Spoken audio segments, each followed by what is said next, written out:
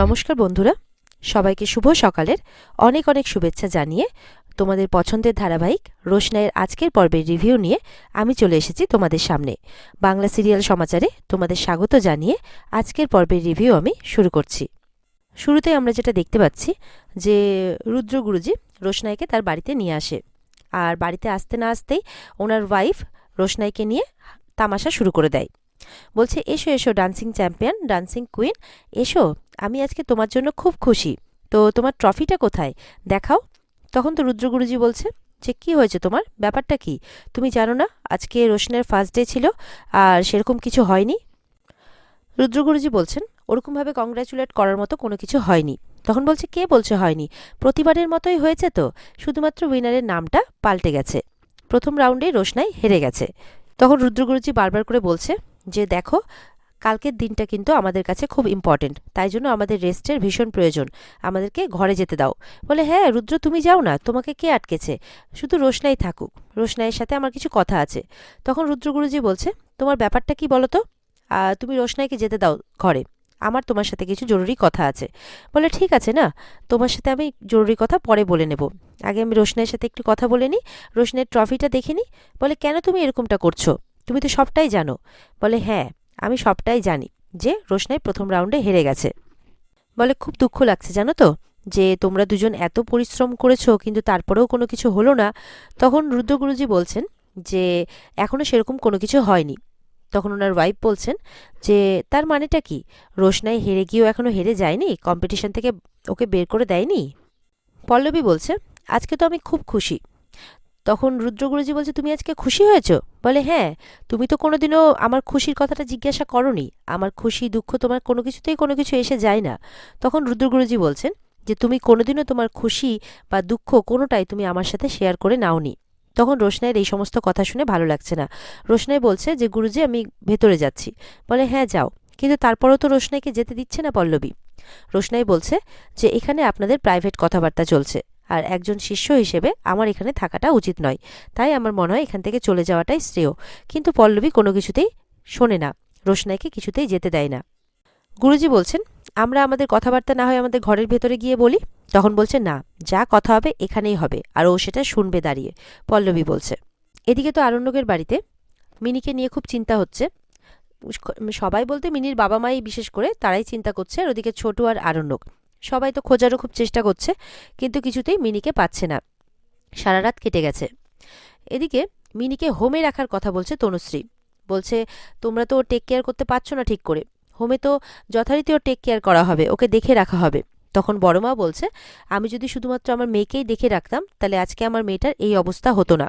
তখন ঠাম্মি বলছে, এখন তো এসব কথা বলে লাভ নেই, যেটা ঘটার তো ঘটে গেছে, তুমি তো দেখতে পারোনি তোমার মেয়েকে। আর জাহ্নবী বলছে, এই সিচুয়েশনেও হয়তো খাবারের লোভ টোপ দেখিয়ে ওকে তুলে নিয়ে গেছে। তখন বড়মার তো কথাটা শুনে ভালো লাগে না, বলে, এরকম কথা দয়া করে বলো না।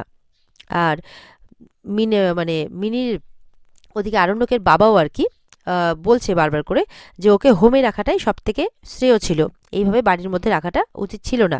কিন্তু মিনির বাবা বলছে যে আমার তো একটা মাত্র মেয়ে, আমি তাকে হোমে গিয়ে রাখবো? কি কথা বলছিস তোরা? তুই তো সেই ব্যথাটা আমার কোনোদিনই বুঝবি না, যে আমার মনে কি চলছে, শুধু মুখ দিয়ে বলে দিলেই হয়ে গেল। এদিকে ছোটু তো পাড়া থেকে খোঁজ খবর নিয়ে আসে যে একটা দল নাকি কালকে মন্দিরে পুজো দিতে গেছে। তো সেখানে নাকি কিছুক্ষণ মিনিকে দেখা গিয়েছিল, তারপর থেকে আর কেউ দেখতে পায়নি মিনিকে। জাহ্নবী বলছে, বস্তিতে চলে গেছে? তখন মিনির বাবা বলছে, হ্যাঁ বস্তিতে গেছে, কারণ আমার মেয়ের কাছে বস্তি বা আর পাকা বাড়ির কোনো পার্থক্য নেই, তাই না? এইটুকু তুমি বোঝো না? জাহ্নবী তখন চুপ করে যায়। তারপর বলছে, মন্দির থেকে কি সবাই ফিরেছে? ছোট বলছে, না, এখনো মন্দির থেকে কেউ ফেরেনি। এদিকে আরণ্যক তো সমানে পুলিশের সাথে কথা বলছে যে এখনো তো আপনারা কোনো ব্যবস্থা করে উঠতে পারলেন না, কোনো খোঁজ খবরও আনতে পারলেন না। আপনারা বুঝতে পারছেন তো, সারা রাত কেটে গেছে। আমার বোন যদি অন্য আর 5টা মেয়ের মতো সুস্থ স্বাভাবিক হতো তাহলে আমি এতটা চিন্তা হয়তো করতাম না। কিন্তু আপনি বুঝতে পারছেন তো আমার বোনের অবস্থাটা, প্লিজ আপনারা কোনো কিছু করার চেষ্টা করুন। আরণ্যক এইভাবেই বলছে অফিসারদের। ছোট বলছে, বোঝো কাণ্ড, আমি যতটুকুটাও খবর নিয়ে আসতে পারলাম, এই পুলিশকে তো দেখছি ততটুকুটা খবরও আনতে পারেনি। এদিকে তো রুদ্র গুরুজির বাড়িতে রোশনাই বারবার করে ঘরে যেতে চাইছে, কিন্তু ওনার ওয়াইফ পল্লবী কিছুতেই তাকে যেতে দেবে না। রুদ্র গুরুজি তো বারবার করে বলছে, আমরা খুবই ক্লান্ত, তোমাকে আমি বারবার করে বলছি, কালকের দিনটা আমাদের কাছে খুব ইম্পর্টেন্ট, আমাদেরকে যেতে দাও। এরপরে পল্লবী বলছে, আমার খুশিতে তোমার কিছু এসে যায় না? বলে না, কারণ তুমি তোমার এই নোংরা খেলাটা বন্ধ করো। তখন পল্লবী বলছে, আমার খুশিটা তোমার কাছে নোংরা খেলা? বলে দেখো, তুমি কেন খুশি এটা আমি খুব ভালো করেই জানি। বলে কেন খুশি তাহলে বলো? বলে আমি এইসব বেকার কথা বলে ঝামেলা বাড়াতে চাইছি না, আমি ঘরে যাচ্ছি, রোশনাই তুমিও ঘরে চলে যেও। তখন রুদ্রগুরুজি কিন্তু ঘরে চলে যায়। কিন্তু এদিকে রোশনাইকে কিছুতেই যেতে দেবে না পল্লবী। রোশনাই যেতে চাইলে বলছে, না তোমাকে তো আমি কিছুতেই যেতে দেবো না, তোমাকে তো আমি বলেইছি যে তোমাকে আমি 8-10 হাজার টাকা স্যালারি দেবো, তুমি আমার সব কাজ করবে। তখন রোশনাই যদি যখন আপত্তি করছে, বলছে, ও আচ্ছা তোমার এতেও হবে না, ঠিক আছে, আর 2,000 টাকা না হয় আমি বাড়িয়ে দেবো, 12,000 টাকা, কিন্তু তোমাকে তা বলে আমি এত টাকা দিতে পারবো না। মানে হেসে হেসে বলছে পল্লবী রোশনাইকে, শুনলাম তুমি নাকি এমন নাচ নেচেছো তোমাকে কম্পিটিশন থেকে বের করে দিয়েছে। এই বলে হাসছে আর বলছে, এর মধ্যে আবার কোনো একটা সেটিংও হয়েছে যে আদিত্য কাপুর নাকি আবার তোমার পক্ষ নিয়েছে। বলে তুমি কি এমন করো যে সবাই তোমার এইভাবে বশ হয়ে যায়? তখন রোশনাই বলছে, ম্যাম আমার শরীরটা ঠিক নেই, প্লিজ আমাকে ভেতরে যেতে দিন। এই সমস্তই কথাবার্তা চলছে পল্লবী আর রোশনাইয়ের মধ্যে। আর এদিকে দেখা যাচ্ছে যে শিবের মাথায় সবাই জল ঢালার জন্য চলে গেছে পাড়া থেকে, মানে পাড়ার একটা দল গেছে মন্দিরে পুজো দিতে আর কি। লালন কোথায়? একজন বলছে, ওই তো মিনি বলে না কি নাম মেয়েটার, ওই মেয়েটার জন্যই তো লালন পিছিয়ে গেছে। মানে বোঝা যাচ্ছে মিনিও ওদের সঙ্গে গেছে, বাড়িতে কাউকে কোনো কিছু না বলে, আর বাড়ির লোক হয়রান হচ্ছে। এদিকে তো মিনিকে নিয়ে চলে আসে লালন মন্দিরে। এবার মিনির খুব খিদে পেয়েছে, বলছে তুমি খাবে, আগে পুজোটা দিয়ে নাও। লালন বলছে, বলে না না আমাকে খেতেই হবে, খুব খিদে পেয়েছে। তখন পাড়ার লোকজন বলছে, তুমি খাবে, তাহলে তো তোমার মনোবাসনাই পূর্ণ হবে না। বলে মনোবাসনা, সেটা আবার কি? তখন লালন বলছে মিনিকে যে মানে তোমার মনের ইচ্ছে আর কি, তুমি যেটা চাইবে সেটাই পূরণ হবে, সেটাই মনোবাসনা আর কি। তো তুমি যদি খেয়ে নাও তো সেটা তো তোমার হবে না। তখন মিনি বলছে, না না, তাহলে তো আগে পুজো দিতে হবে, তারপর খাওয়া। এরপর একে একে সবাই মন্দিরে পুজো দিতে যাচ্ছে। তারপরে মিনি আর লালনও যায় মন্দিরের ভেতরে। আর ওদিকে দেখা যাচ্ছে রোশনাই তো করজোরে রিকোয়েস্ট করছে আর কি ম্যামকে, মানে পল্লবীকে, যে আমাকে প্লিজ যেতে দিন, আর ভালো লাগছে না আমার। কিন্তু বলছে, না এত সহজে তো তোমাকে আমি আর এখান থেকে যেতে দেবো না, তুমি তো এবার আমার ইচ্ছেতেই যাবে এখান থেকে। আর তাছাড়া তোমাকে তো বললাম আমি তোমার ফিসটাও বাড়িয়ে দিচ্ছি, এরপর তো তোমাকে এখানেই থাকতে হবে, কারণ এখানে থাকলে তো থাকা খাওয়া সবটাই ফ্রি তোমার।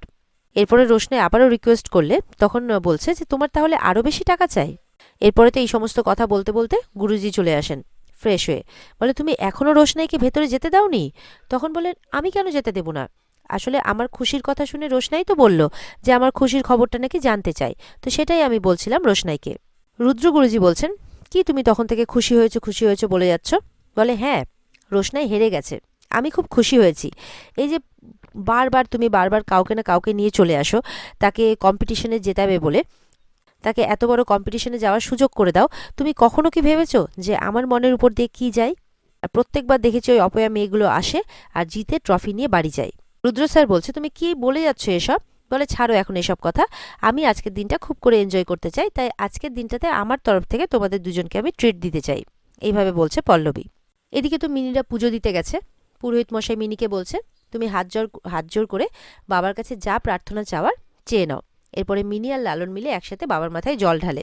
এরপর তো মিনিরা পুজো দিয়ে বেরোলে। মিনি বলছে, তাড়াতাড়ি বাড়ি নিয়ে চলো তো, আমার খুব খিদে পেয়েছে। বলে, চলো তোমাকে এবার খাওয়াই। বলে, তুমি আমাকে খাওয়াবে? তুমি তো খুব ভালো ছেলে। জানো আমি শিব ঠাকুরের কাছে কি চেয়েছি? বলে, কি চেয়েছো? আমি চেয়েছি যাতে তোমার সাথে আমার বিয়ে দিয়ে দেয়। লালন তো হাসছে, বলে, এইভাবে আবার কারো বিয়ে হয়ে যায় নাকি? বলে, হ্যাঁ, বাবা ভোলানাথের কাছে চেয়েছি, বাবা ভোলানাথ ঠিক আমার মনের ইচ্ছে পূরণ করবে। এদিকে তো জাহ্নবী বলছে, আজকে যা হলো হলো, এরপর কিন্তু আর রিস্ক নিও না, তুমি কিন্তু ওই সেন্টার না কি হয় না ওইখানে পাঠিয়ে দিও মিনিকে। তখন তো জাহ্নবীর কথাটা মোটেও কেউ পছন্দ করে না। মিনির মা বলছে যে তুমি না সব ব্যাপারে বড্ড কথা বলো, একটু চুপ করে থাকো। বলে যে সত্যি যদি সেরকম দিন আসে না, তাহলে মিনির বাবা কি করবে আমি জানি না, তবে মিনিকে নিয়ে আমি যেদিকে দুচোখ যাই আমি চলে যাব। এবার তো মিনির বাবা খুব রেগে যায়, জাহ্নবীর উপরে চিৎকার করে বলে, তুমি কে? আমার মেয়েকে নিয়ে আমি কি করব না করব তুমি বলার কে? হু আর ইউ? বলে চিৎকার করে ওঠে জাহ্নবীর উপর। আরণ্যক তখন মেম সাহেবকে চুপ করতে বলে যে তোমার যদি একটা বাচ্চা হতো, তার সাথে যদি এরকম হতো তুমি কি করতে? আমরা সমস্ত ভাই বোনরা যখন একসাথে থাকতে পারি তখন মিনিও এখানে থাকতে পারে। আরণ্যক বলছে, তুমি তো এই বাড়ির বউ, তুমি কোনোদিনও মিনির দায়িত্ব পালন করেছো আজ অবধি? তখন তো জাহ্নবী বাদশা বলে বাদশার উপরে চিৎকার করছে। এদিকে মিষ্টু বলছে যে আমরা আর ভাই বোনেরা মিনির মতো কিন্তু নই। তখন আরণ্যক বলছে, হতেই পারে, কেউ আলাদা হতেই পারে, এটা তো কম্পালসারি নয় যে সবাইকে একরকম হতে হবে।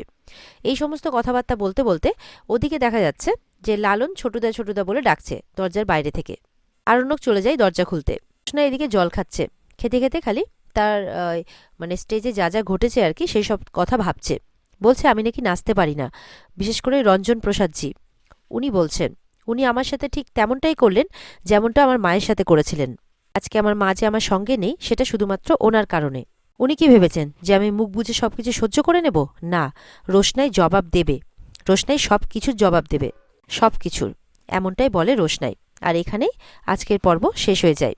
তো বন্ধুরা, এই ছিল আজকের পর্বের রিভিউ। ভালো লেগে থাকলে কিন্তু পর্বকে লাইক, কমেন্ট আর সাবস্ক্রাইব করতে বন্ধুরা ভুলবে না। আর এই পর্বের ফুল এপিসোড দেখতে অবশ্যই কিন্তু স্টার জলসার পর্দায় তোমরা নজর রাখবে। তাহলে দেখা হচ্ছে আগামীকালকে নতুন পর্বের রিভিউ নিয়ে। ততক্ষণ সবাই ভালো থাকবে। টাটা।